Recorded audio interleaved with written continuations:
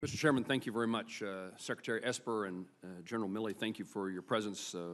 More importantly, I thank you both for having conversations with me. You, Secretary at the Pentagon, General, yesterday in our office. Both of you have visited Fort Riley with me. Both of you have been to Fort Leavenworth, and I appreciate that understanding of our Army's military presence in our state. And you, General Milley, I want to again publicly now thank you for your time you spent with a young Kansan who is struggling with his health, a young man named Seth Cummings from Topeka, and you were very gracious in caring about him and his future. Thank you very much. I want to talk to you about what you would expect.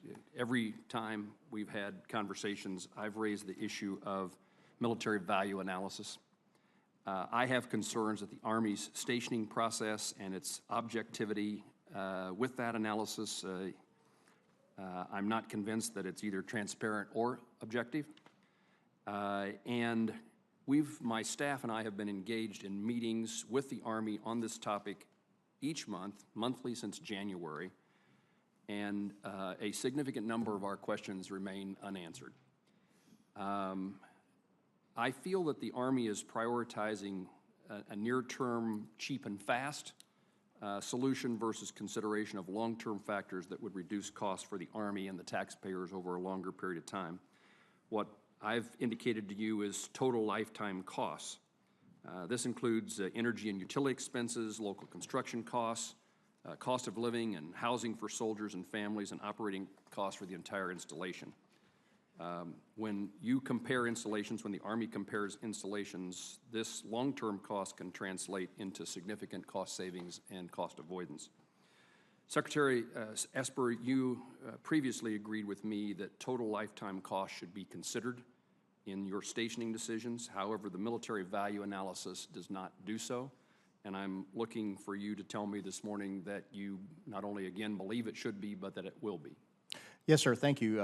And by the way, thank you for hosting me at Fort Riley. I had a great visit and really appreciate the post and the people of the adjacent communities coming out as well. So thank you for that. Yes, following up on our conversation, we are committed to looking at, for example, what other services may do with regard to their version of MVA. We do have what we believe is an objective process that looks at a number of criteria to make an assessment about a particular post or basing decision. And as I talked to the staff following our meeting, I asked that we also take a look at the long-term costs to make sure that we have a good understanding of what it may play out over 20, 30, 40 years, again, because it's a long-term decision. And specifically, we're talking about the conversion of an IBCT to an ABCT. So the chief and I want to make the right decision and want to get the right answer. And so we're committed to doing those two things. Chief, you indicated in our conversation yesterday, you seemed to indicate that non-contiguous training area and training area on post should not be treated identically, that one has more value than the other. Again, the MVA does not treat it that way. Would you agree, first of all, would you confirm that you agree that they should be treated differently, and would you commit to having the MVA include that kind of analysis? A couple of things. First, on Seth, thank you much for the follow-up, and he's near and dear in all of our hearts, and he has our thoughts and prayers with him from behalf of the whole Army. Thank you for your human reaction. Thanks for bringing that to our attention. On the MVA, first, transparency. Both the Secretary and I commit to transparency. So whatever questions your staff asked and haven't been answered, I would ask that right afterwards, just hand them to me. And I will get you an answer within 72 hours on every single question that you have unanswered. And that's my commitment to you. I wasn't tracking unanswered questions. Thank you, sir. You specifically asked about contiguous, non-contiguous. Within the military value analysis, I'll have to look into the actual calculations, but it's my belief that they are rated differently. I owe you a confirmed answer because it seems to pass a common sense test that if the training area is contiguous, you have less travel time between your motor pool and the training area. You use less fuel, it's less expensive, and so on and so forth. That should be an add or a plus in the puts and takes of military value analysis versus a non-contiguous training area that may be an hour or two by either railhead and or convoy, which is consuming dollars and money and resources. So I believe that they are rated differently. but I might be wrong, so I need to get you a confirmed answer once I take a hard look at that. And I'll get you that answer within the day.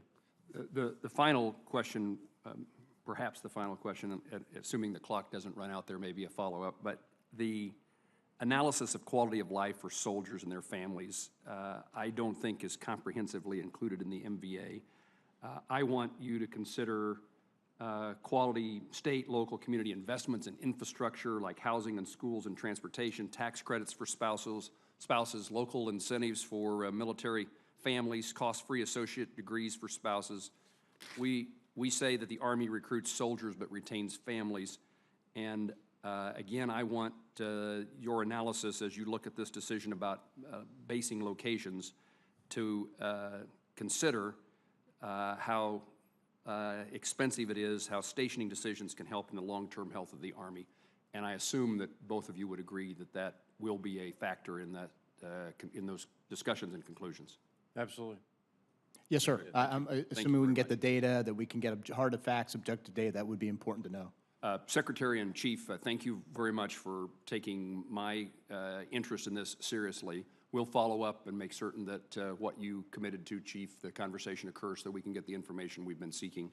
And what my conclusion is that I want to make sure that we have those facts and the analysis in advance of the decision being made so that we have an opportunity to have a discussion again should we continue to disagree about the value of the MVA. Is that satisfactory with both of you? Absolutely. Yes, sir. Yes. Thank you both. Thank you, Mr. Chairman. Thank you. Senator Murray.